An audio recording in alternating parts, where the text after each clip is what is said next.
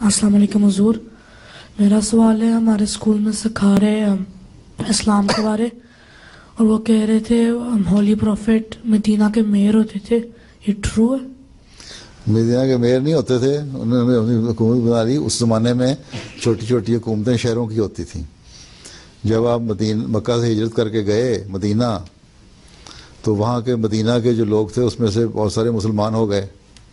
انہوں نے اپنا لیڈر بنا لیا، ان کو سردار بنا لیا، ٹھیک ہے.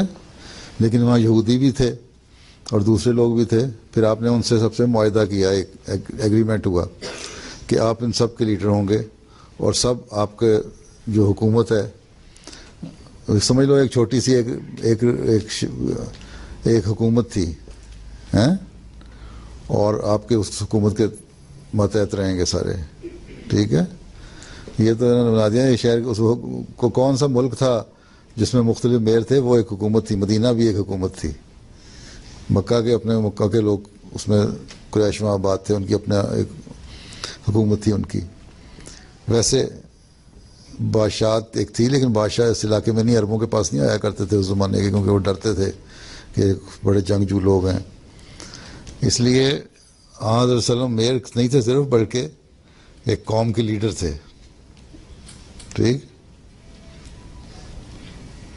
جنہوں نے بڑا انصاف قائم کیا. یہودیوں کے ساتھ بھی انصاف کیا، مسلمانوں کو بھی کہا نیکیاں کرو، اور غیروں جو دوسرے لوگ تھے ان کے ساتھ بھی، ہر ایک قوم کے مذہب کے ساتھ انصاف کیا.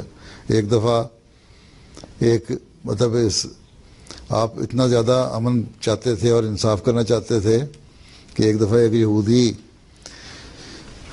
سے بحث ہو گئی ایک صحابی کی. تو اس نے یہودی نے کہا کہ میں حضرت موسیٰ کی قسم کھاتا ہوں جو سب نبیوں سے بڑے ہیں، افضل ہیں.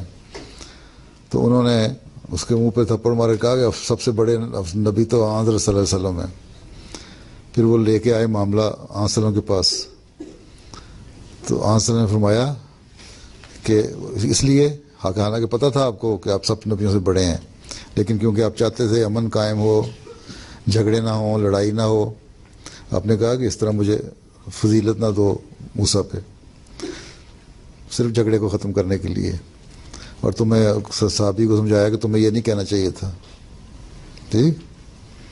تو اس طرح کی انصاف والی حکومت تھی جو آن صلی اللہ علیہ وسلم نے قائم کی مدینہ میں.